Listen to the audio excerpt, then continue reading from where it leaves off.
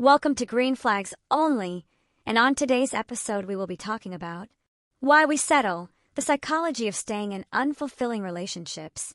When was the last time you told yourself, maybe this is just how love is? You feel the quiet ache, that space between what you hoped for and what you've learned to accept. You stay not because you're happy, but because leaving feels harder than being unfulfilled. This is the psychology of settling, a place where love becomes survival and comfort becomes a cage. Part 1. The illusion of familiarity. We don't just fall in love with people. We fall in love with patterns, with what feels familiar. Even when it hurts, familiarity gives us a sense of control. You know how the story goes, and sometimes that feels safer than writing a new one. Many people stay because the unknown feels more terrifying than the emptiness they've learned to live with. We tell ourselves, at least I know this pain. But deep down, we're afraid that walking away might mean being alone forever. Part 2. The fear of losing love.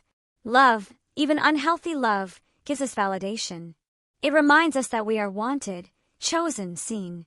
When that love fades or turns painful, our minds convince us that if we just try harder, we can bring it back.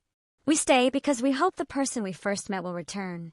We think leaving means giving up, but sometimes staying means giving yourself away, piece by piece, until there's nothing left to save. Part 3. The comfort of routine. Settling doesn't always look miserable.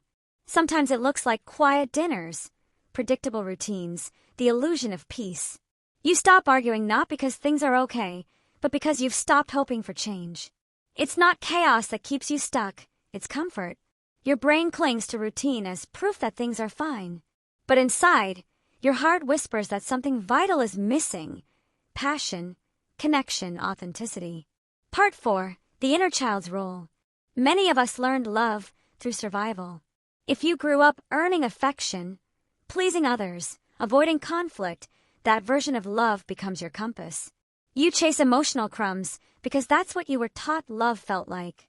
So even in your adult relationships, you confuse attachment for connection and stability for safety. Healing starts when you ask, am I staying because it feels right or because it feels familiar? Part 5. The cost of settling. When you settle, your soul goes silent. You stop dreaming. You stop expressing your truth. You stop recognizing yourself in the mirror. And slowly you start disappearing. Not because someone took you away, but because you stopped showing up for yourself.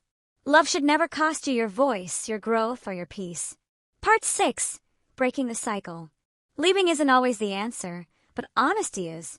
Ask yourself, what am I afraid of if I leave? What am I losing if I stay? When did love start feeling like endurance instead of connection? Healing begins the moment you stop asking how to fix them and start asking how to love yourself enough to stop settling. Finally, the truth is, you deserve a love that excites your soul, not one that silences it.